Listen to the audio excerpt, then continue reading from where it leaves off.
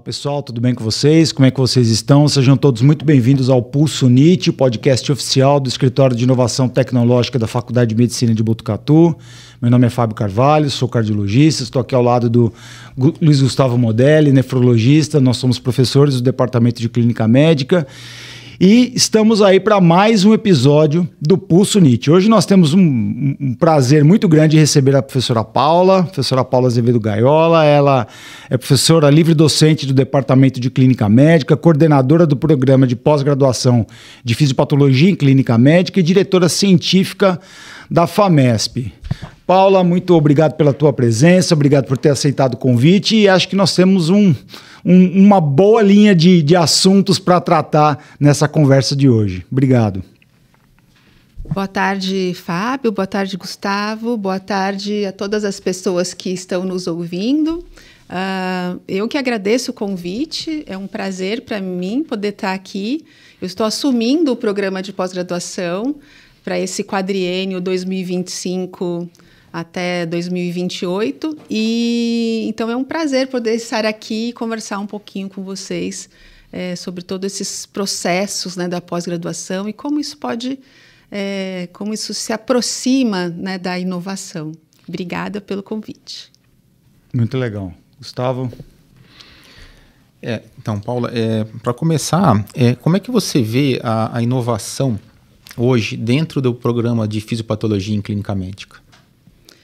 Bom, para começar a responder a sua pergunta, eu acredito que a gente precisa situar o momento em que nós estamos, que é um momento de um novo quadriênio para todos os programas de pós-graduação e um novo quinquênio para o Plano Nacional de Pós-Graduação.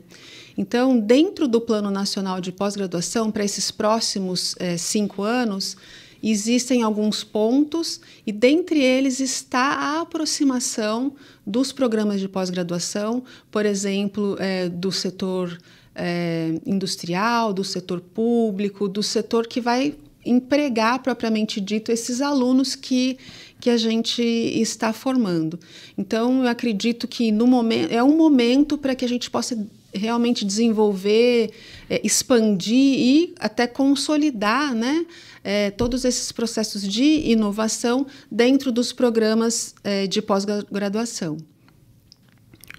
Muito bom, Fábio. Eu acho que isso é uma consciência muito importante. Eu tenho dito isso nos outros episódios, até comentei com o Gustavo, falei, puxa, estou me tornando repetitivo nessa linha de raciocínio, porque eu acho que nós, na medicina, nós temos uma formação muito tradicional. Historicamente, ela é feita através da transmissão de conhecimento, né? Então, nós fazemos pesquisa, acumulamos conhecimento e esse conhecimento, muitas vezes, ou ele fica guardado, ele fica aqui no nosso ambiente, dentro da nossa estrutura, e com uma distância muito grande do mundo real, da comunidade, dos problemas da sociedade. Então, eu acho que nós temos visto outras graduações, outras escolas que já têm se adequado, já talvez tenham, pela sua própria história, pela sua própria formação, já tenham tomado alguma atitude anteriormente, já caminharam um pouco mais, como nós tivemos no episódio passado, conversando com as professoras da Faculdade de Agronomia, que já estão alguns passos à nossa frente, mas acho que nós estamos passando por um momento de revolução praticamente na formação médica, que nós vamos transmitir conhecimento, ok, vamos continuar fazendo isso, e nós fazemos isso muito bem, mas também temos que formar cidadãos que estejam antenados com a realidade do mundo, também estejam preparados a serem muito bons tecnicamente, mas também a desenvolver serviços, sejam produtos, enfim, que vão olhar com mais atenção para esse problema. Então, acho muito interessante esse ponto que você tem trazido sobre essa nova posição da pós-graduação, porque parece que há uma preocupação no âmbito nacional, não é, como você colocou, para que nós, como programa de pós-graduação no Brasil, tenham esse olhar, tenham mais essa atenção, né? Sim, acho que são pontos que você falou que são muito interessantes da gente comentar um pouco mais, né? Então, a pós-graduação, ela tem como papel formar um aluno, o aluno que já se graduou em em algum curso, né? E a pós-graduação, ela visa desenvolver ainda mais esse aluno para que ele possa ser capaz de resolver problemas complexos. Então, pensando no Brasil, em todos os problemas sociais que se tem, industriais, tecnológicos, todos os gaps que existem ainda hoje, a ideia é que o aluno de pós-graduação seja um dos principais atores no desenvolvimento de soluções para resolver os problemas complexos. Então, dessa forma, dentro do programa de pós-graduação, anteriormente se dava muita atenção à tese que ele ia desenvolver, ao artigo que ele ia publicar, que continua sendo extremamente importante, Sim. muito valoroso, mas existe agora um foco um pouco maior na formação desse aluno, na trajetória desse aluno, até ele realmente se formar. Então, dessa forma, como você traz, né, nós estamos acostumados a gerar um conhecimento, ou a formação médica ela está acostumada a formar o médico para atender o doente. Então, dentro dos programas de pós-graduação, vamos dizer que esse médico passe, né, a ser um aluno de doutorado ou de mestrado, a ideia é que ele também tenha um treinamento para que ele adquira habilidades não só de conteúdo, de hard skills, que a gente chama, né, de habilidades duras, técnicas, mas também de soft skills, habilidades como, por exemplo, pensamento crítico, como, por exemplo, flexibilidade, resiliência, criatividade. Então, é um desafio para o programa de pós-graduação, mas a ideia é que a gente prepare um profissional que possa ter essas características, e esse processo vai fazer com que esse profissional seja capaz de gerar as inovações que o país precisa para resolver seus problemas complexos. Sejam essas inovações produtos, técnicas, processos, novas formas de atendimento ao paciente, falando um pouco mais na nossa área da medicina, seja qual for a inovação. Então, acho que isso que você está comentando assim, tem tudo a ver, né, a esse momento que a gente está, de pensar na pós-graduação dessa forma, e isso vai muito, talvez, não sei se em paralelo, mas vamos dizer assim, vai tendo uma intersecção com os processos de inovação que a gente vai precisar participar. Então, o aluno de pós-graduação é para ele ser uma das peças fundamentais na transformação tecnológica, social do país para resolver os problemas complexos. E Paula, indo nessa linha, né, a gente viu recentemente, acho que não só aqui, mas no Brasil como um todo, uma redução da procura pela pós-graduação. Então, quais serão os motivos pelos quais isso ocorreu e talvez com esse novo paradigma que você está contando, essa mudança de foco da tese mais para o aluno, se isso agora a gente vai talvez incrementar de novo, voltar a ter mais candidatos, que houve um período em que reduziu um pouco as inscrições, a procura em geral por pós-graduação, né? Sim, aconteceu isso mesmo. Eles estão estudando as razões. Acredita-se que a pandemia tenha influência nisso, mas também tem outras coisas, né? Valores de bolsa, tem outras... e assim, até mesmo isso que assim, deixou de ser tão interessante você entrar num programa para você desenvolver um produto. Então, eu acredito que sim, eu acho que você tem razão. Provavelmente esse foco mais em termos de formação, ele passa a ser um atrativo, porque sair de lá com uma capacidade não só de resolver um problema, mas de ter um pensamento crítico, um modus operandi, vamos dizer assim, né? Que possa me ajudar a resolver outros problemas ou atuar em outras áreas. Então, eu acredito que sim, eu acredito que possa ser realmente um novo atrativo para os alunos de pós-graduação. Eu acho interessante isso que você está comentando, porque eu via lá na hemodinâmica, às vezes com o Dr. Edson, na época que ele estava na pós-graduação e dando aula, quer dizer, havia um interesse pela pós-graduação somente por aquelas pessoas que iam ficar no ambiente acadêmico sabidamente.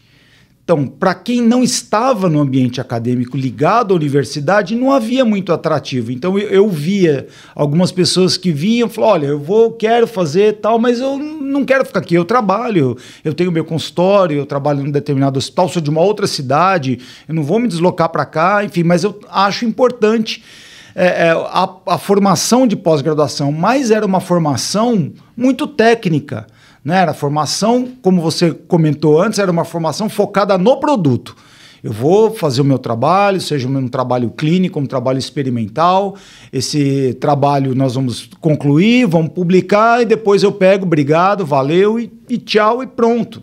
Né? Agora, com essa mudança, com essa nova visão do programa de pós-graduação, como você colocou, a parte técnica também é importante, continua sendo importante, ela tem o seu papel, né, na construção, mas também ela tem que ser formadora do indivíduo. Né? Eu acho que isso é muito, não vou dizer mais importante, mas tão importante quanto, pelo menos tão importante quanto a parte técnica. Né? Sim, acho que tão importante quanto... E ela vem para somar, não para deixar... Né, para desbalancear. Eu acho que ela vem para equilibrar. E faz todo sentido, porque... Se a gente pensar no ambiente de pós-graduação, então a residência médica, residência multiprofissional, residência médica, especializações, elas fazem parte... São pós-graduação. São pós-graduações, lato sensu, mas são pós-graduações. Sim. As pós-graduações estrito sensu é que você defende uma dissertação, defende, né, uma tese, alguma coisa nesse sentido. E dentro desse contexto todo também desponta e vem crescendo os programas que não são esses programas que você defende a dissertação, ou defende a tese propriamente dito, são chamados programas acadêmicos, mas tem também os programas profissionais. Sim. Então, os programas profissionais, o intuito é, de fato, entregar um produto. Você, né, defende, né, você apresenta aquele protocolo, aquele produto que você propõe, mas ele também tem essa característica de responder mais brevemente, né, as necessidades, né, entregar alguns produtos. Né? Então, acho que, de qualquer forma, todos esses setores tem se dado esse destaque para a formação. Então, por exemplo, na residência médica, anteriormente era sugerido que você tivesse um trabalho de conclusão de curso para todos os residentes, e hoje já passa a ser obrigatório que cada residente desenvolva o seu trabalho de conclusão de curso. Então, assim, a gente não pode pensar nisso como sendo o meu trabalho, eu vou fazer isso só porque é obrigatório. Não. Mas a partir do momento que o residente também se expõe a isso, ele vai aprender a ter o raciocínio metodológico, o raciocínio crítico, para chegar naquilo que ele desenvolveu. Né? Então, eu acho que é uma tendência de focar em formação, não só no produto final, né? Acho que é muito interessante essa visão, nós vamos ter que avaliar, pensar como melhorar isso. Acho que a gente já tem muitas estratégias que a gente faz para que isso aconteça, mas nós vamos precisar, obviamente, melhorar, aprimorar. Bom, acho que é importante a gente destacar, né, todas essas modalidades mesmo, né? Eu acho interessante também essa questão do desenvolvimento das soft skills, que parece que foram habilidades ou foi um campo da formação que ele se perdeu um pouco com o tempo. Né? Nós formamos pessoas muito boas tecnicamente, que sabiam pedir exames e que olhavam para o paciente, foram se especializando e focando cada vez mais em uma parte da doença, né? E se perdeu um pouco esse raciocínio crítico, essa questão de a própria sensibilidade de ter uma visão mais ampla, né? Então, acho interessante esse foco no desenvolvimento, no aprimoramento dessas soft skills, né?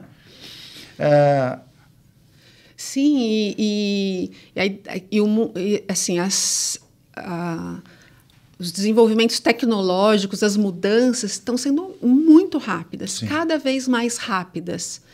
E essas soft skills, elas são importantíssimas nesse mundo. Eles vão encontrar um mundo assim, extremamente competitivo. Sim. E habilidade técnica, talvez assim, né? Muitas pessoas com aquelas habilidades técnicas, e acho que sim, vai trazer um diferencial. Vai ser o diferencial. Algumas dessas coisas. E algumas dessas coisas são treináveis, precisam ser treinadas. Sim. Né? Pensamento crítico, você olhar os problemas de uma outra forma, você olhar de uma forma mais empática, você entender o quanto você tem que ser flexível em algumas situações.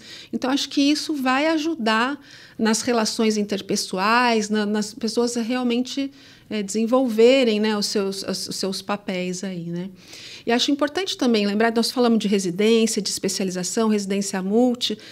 Aqui na Faculdade de Medicina existem vários, né, programas de pós-graduação dentro da Faculdade de Medicina, programas da Faculdade de uma forma geral, mas o nosso programa específico, Fisiopatologia em Clínica Médica, ele é um programa super interprofissional, em termos de alunos, Sim. principalmente. Então, a gente tem alunos que são educadores físicos, fisioterapeutas, nutricionistas, médicos. Isso engrandece demais o programa de pós-graduação, porque um dos pontos que também está no plano nacional é valorizar isso, porque às vezes, como você falou, né, às vezes a gente ensinou aquela coisa técnica focada para aquele ponto, e qualquer coisa que saia dali a pessoa se perde um pouco. Então eles acham que essa interprofissionalidade, você colocar várias pessoas, várias visões, simplifica a resolução de um problema complexo. Então, dentro dessas soft skills também, e dentro nessas coisas diferentes, seria também colocar diferentes profissões em contato para conversar, para resolver, para ajudar nessa resolução de problemas, para se comunicar melhor, para entender como faz essa comunicação, como divide, né, essas tarefas, e eles acham que isso vai simplificar as respostas, a gente vai chegar mais rapidamente nas respostas desses problemas complexos. E, Paula, nesse sentido, assim, uma coisa que começou durante a pandemia, que também pode ser classificada como inovação no programa de fisiopatologia, né, foram as aulas à distância, né? Então, não tinha como fazer aula naquele momento e foi liberado as aulas, o programa em si, a maior parte das aulas à distância. Isso permitiu que outros estados, a gente tivesse muitos alunos de outros estados, né? Então, a gente tem, às vezes, orientandos da Bahia, do Espírito Santo, enfim, de outras regiões do Nordeste, outras regiões até no Norte do Brasil, que talvez fosse impossível hoje eles presencialmente virem, talvez eles tenham que vir presencialmente na defesa em alguns momentos. Como que está isso hoje no programa de fisiopatologia?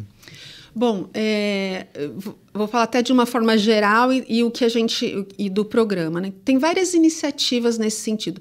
Uma que eu acho que é importante a gente destacar é que, assim, eles têm toda uma regulamentação que não é possível fazer a pós-graduação EAD, vamos dizer assim, de uma forma assíncrona, com as disciplinas assíncronas, coisas gravadas e tudo mais. Então, esse é um ponto, só para a gente não confundir com o que você está falando.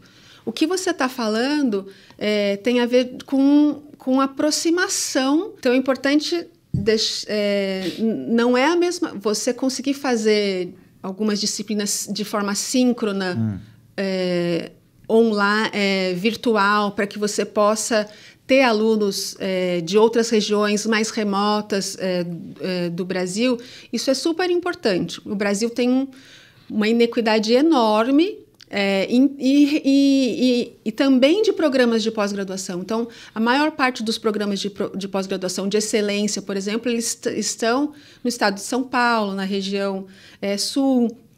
E hoje existe um incentivo para que a gente faça, para que a gente possa ajudar quem já tem mais experiência, quem já tem um programa de excelência, a ajudar os programas de outras regiões, principalmente Norte e Centro-Oeste, Nordeste também, mas principalmente Norte e Centro-Oeste, a se desenvolver. Então, dessa forma, é importante que a gente possa realmente ter algumas das nossas disciplinas que possam ser feitas dessa forma, e com isso abrir a oportunidade. Você diminui barreiras para que essas pessoas possam fazer a pós-graduação, se formar e desenvolver, resolver os problemas das suas regiões. Nesse sentido, a ProPG, a Pró-Reitoria de Pós-Graduação da Unesp, já se antecipou. No ano passado foi o primeiro ano que a gente teve o processo seletivo unificado de toda a universidade. Então, todos os programas que quiseram, eles aderiram a esse processo seletivo. E qual que é a vantagem disso?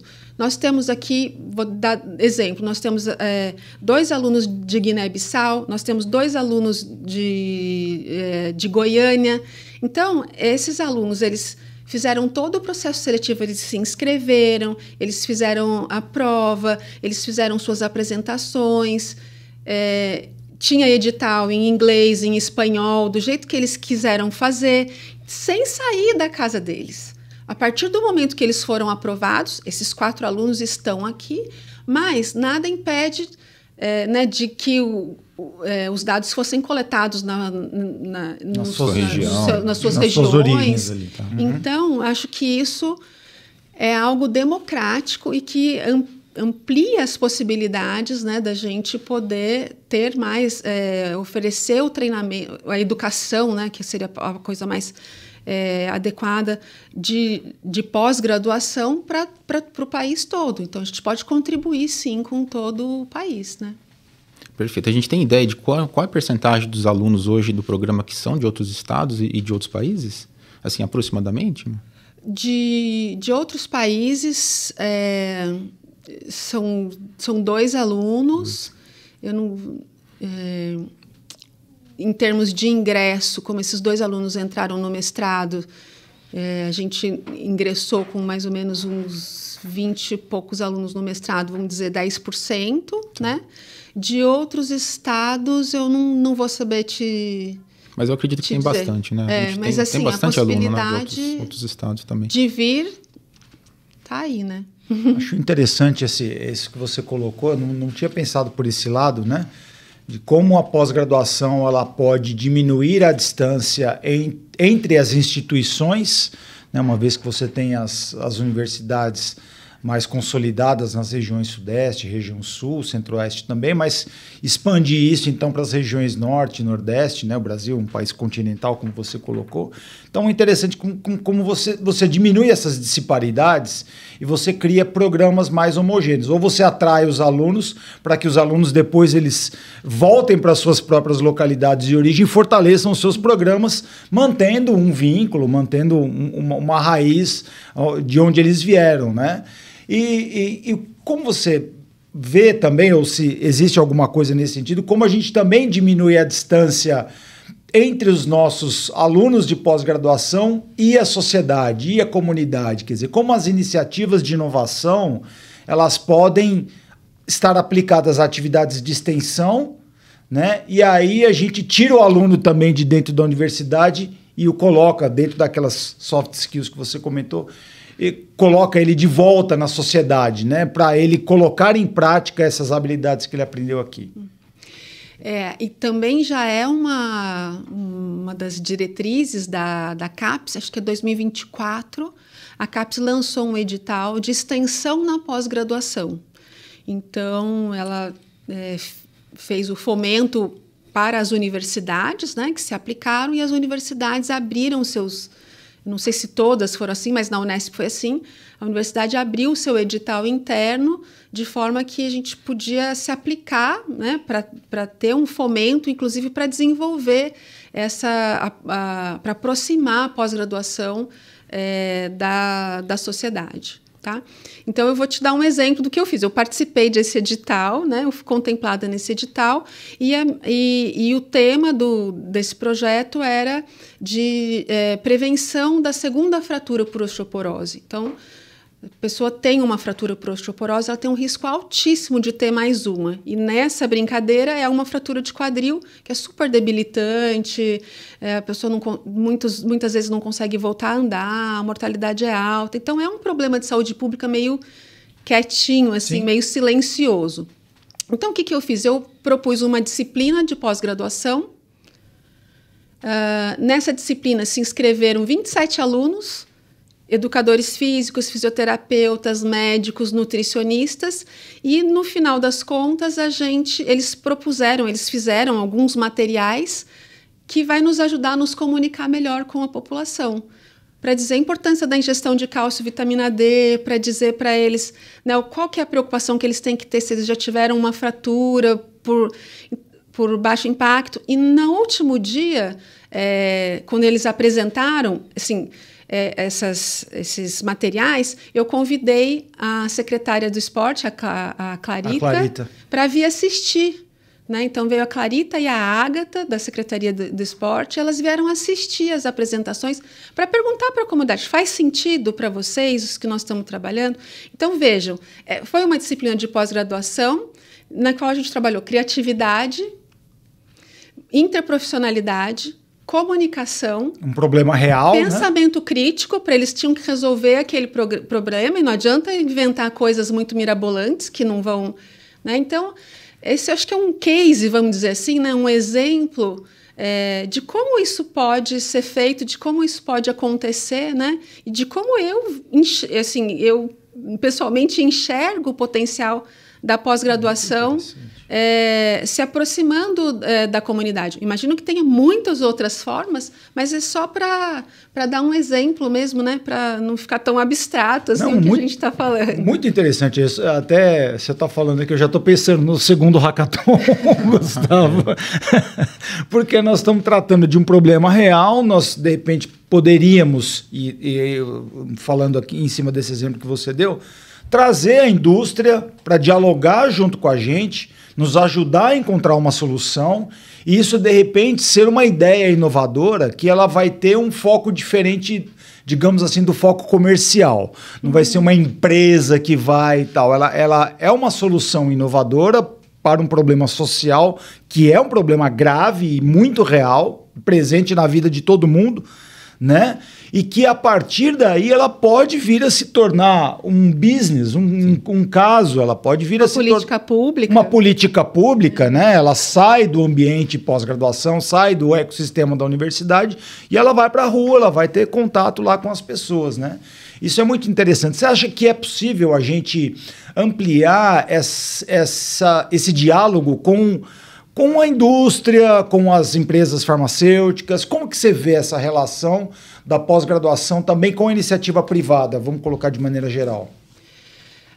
O que a gente tem tido de experiência, não exatamente com a pós-graduação, mas com a unidade de pesquisa clínica, que, assim, principalmente depois da pandemia, ela se consolidou como um polo onde são desenvolvidos vários programas de pesquisa, por exemplo, patrocinados por indústrias farmacêuticas, né, que são importantíssimos, estão estudando novos medicamentos e tudo mais. E o que a gente vê muitas vezes é que o nosso aluno de pós-graduação, qualquer que seja a formação dele, ele acaba saindo preparado para atuar como coordenador de um projeto de pesquisa. Então, a gente tem essa relação com, por exemplo, as empresas, esses laboratórios farmacêuticos, né? Então, e nossos alunos, eles estão se colocando, eles estão sendo acomodados por esse setor. Então, é um setor, por exemplo, que eu vejo como sendo um potencial para a gente conversar, né? E atrair, né? E trocar as informações. Ó, que tipo de profissional você precisa? E até nos ajudar, né, nessa formação dos nossos, né? Então, esse seria algo que eu vejo, né? Nós formamos, então, médicos, né? Eu acredito que muitos dos médicos que a gente forma, eles vão ficar na academia de alguma forma, eles vão atuar dando aula em alguma outra faculdade, ou até mesmo aqui, ou eles vão atuar no hospital. Então, hospitais também seriam bons parceiros para a gente discutir, né, a formação, quem que nós estamos formando aqui. Então, eu vejo indústrias farmacêuticas, vejo os hospitais, penso que nós temos muitos nutricionistas que a gente forma dentro do programa de medicina, de fisiopatologia, né, em clínica médica, muitas pesquisas que estão relacionadas com vitaminas, com, né, composição corporal. Então, não sei, talvez algumas empresas que estejam voltadas, né, a produtos, a suplementos ou a produtos. É algo que assim, você me perguntando agora, que vem na minha cabeça, assim, né, pensando nesses... no que é o perfil do nosso programa de fisiopatologia em clínica médica. Como você falou, né? até a formação de políticas públicas, né? Parcerias também com prefeituras locais, perfeito, né? Estado, desenvolvimento de serviços que podem chegar até as comunidades via serviço público, né? Perfeito, acho que é bem isso mesmo. Eu estou assumindo agora o programa de pós-graduação, mas eu já participei. A professora Daniela Ponce, que era a coordenadora do programa, né? Ela já estava há 8 anos no programa. Eu fui aprendendo muitas coisas ali com ela, mas eu estou estreando aqui. Então, eu estou tentando participar, assim, de todas as reuniões que eu posso, de tentar realmente entender, né, qual é o caminho que a gente precisa tomar. Mas eu vejo, e uma das reuniões que eu participei, ela falava bem isso. Era um programa mais voltado, por exemplo, para medicina 1, que é a nossa área da fisiopatologia em clínica médica. Mas a maioria dos nossos alunos, eles vão para a parte acadêmica. Então, vão ser professores mesmo, pesquisadores, ou eles vão ter algum cargo assim, em políticas públicas mesmo, vão assumir alguma secretaria, alguma coisa nesse sentido. E poucos vão para a indústria. É bem pouco a parcela que vai para a indústria. Eu acredito que agora, a gente olhando os nossos egressos e pós-pandemia, como eu falei, acho que as indústrias farmacêuticas, elas acomodaram parte dos nossos alunos, sim. Talvez isso até mude esse perfil, mas é só para dizer que, assim, esse setor de políticas públicas, né, de secretarias, de prefeituras, DRS, ele também é um setor muito importante para a gente conversar, né, para aproximar, né, da nossa formação dos nossos alunos aqui. Sim, Paula, é nesse caminho que o Fábio está comentando, né?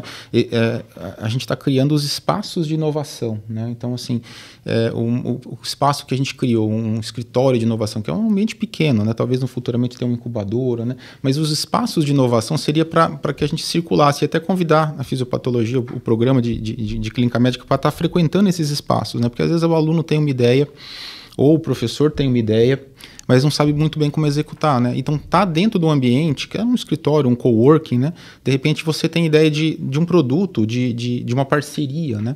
Então, acho que talvez esses espaços devam facilitar essa troca de experiências, né? De pessoas, às vezes, você está propondo um algoritmo, por exemplo, e tem alguém que consegue desenvolver aquele algoritmo naquele espaço de inovação. Ou você quer montar uma startup, uma empresa do zero, uma empresa que envolva com tecnologia, você não tem ideia de como isso funciona. Talvez acho que seja o momento da gente trocar mais experiências.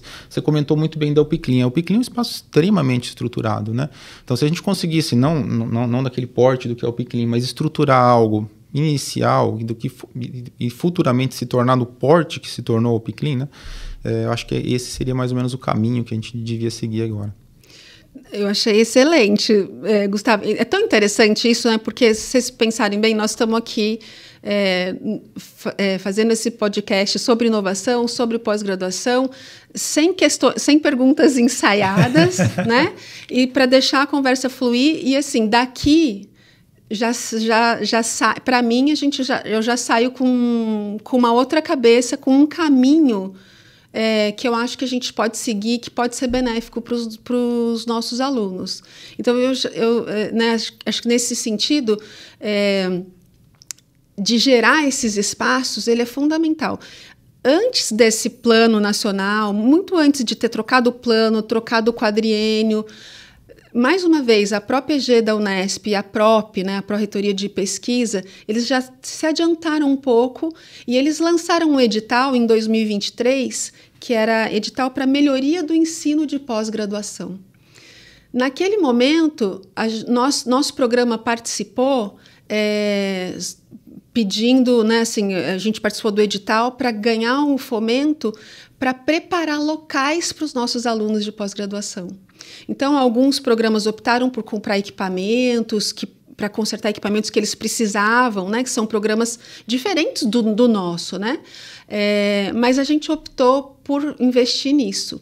Então, com esse financiamento, nós montamos uma sala do Departamento de Clínica Médica para os pós-graduandos. Tem 4 computadores lá na sala, uma sala super estruturada, então, para eles coletarem dados, para que eles possam ter um espaço para eles.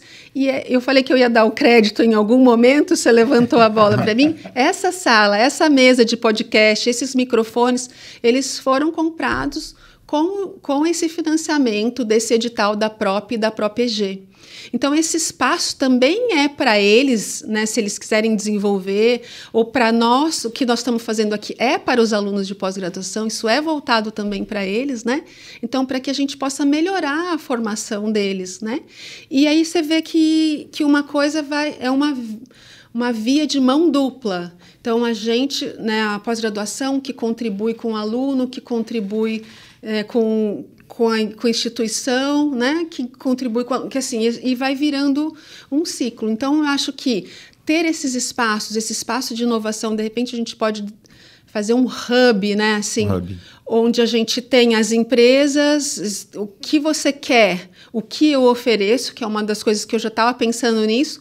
Quando você fala do escritório de inovação, criar espaços para isso, nesse podcast eu já consigo resolver um problema complexo, né?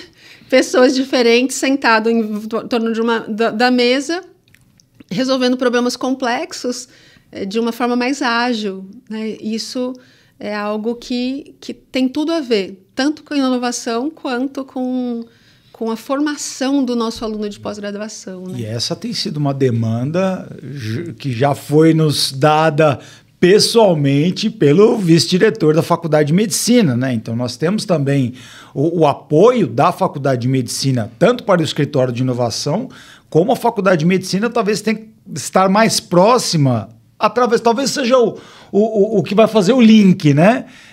Diminuir a distância da pós-graduação, Faculdade de Medicina, o PECLIM, Unipex. A gente vê, às vezes, eu vejo um pouco mais, talvez um pouco mais de fora, porque eu tô como docente há pouco tempo, mas vejo unidades mais separadas que às vezes não conversam tanto, e essa distância deveria ser menor. Então, o pouco que eu estou no escritório de inovação, uma das nossas ações tem sido exatamente essa, fazer ponte. Falou, olha, vem aqui, vamos conversar. Né? Então vieram professores lá da FCA, conversaram com a gente. Você está vindo trazer. O professor Pedro vai ser um dos nossos convidados também. Nós vamos falar sobre inovação no ambiente da FMB, assim como você está falando na pós-graduação. Então, talvez uma das coisas que vai fazer esse link todo aí seja o escritório de inovação, sejam os ambientes onde todo mundo vai se encontrar. Vai se encontrar quem é do PECLIM, vai se encontrar quem é da Unipex, vai se encontrar quem é do programa, quem é da FMB. Então, acho que isso é muito importante, né? A gente ter esse espaço comum, um espaço de coworking, um espaço da gente trocar ideia, da gente fazer brainstorming, da gente procurar problema, da gente achar solução para o problema, da gente desenvolver atividades de inovação, como vamos ter o primeiro hackathon agora em agosto.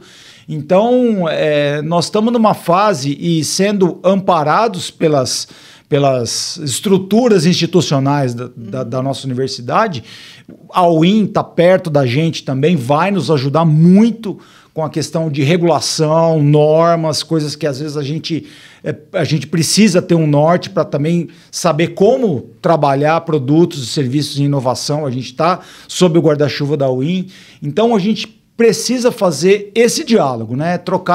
Fazer essa bola circular entre todo mundo, né? É muito importante, né, Fábio, isso que você falou em relação ao IN também, né? Já existe toda uma normativa de o pesquisador quer fazer uma empresa, o pesquisador da Unesp, como que ele vai fazer? Se ele usou o recurso da Unesp, a parcela que fica para a Unesp, a parcela que fica para o pesquisador, isso já está tudo regulamentado. Então, você pode procurar diretamente a UIN ou o escritório de inovação que acaba fazendo essa ponte, né, entre o pesquisador e a UIN, né? Mas isso já está regulamentado e estimulado pela Unesp, né? Então, essa questão já está sendo estimulada, né? Maravilha. Isso é muito importante.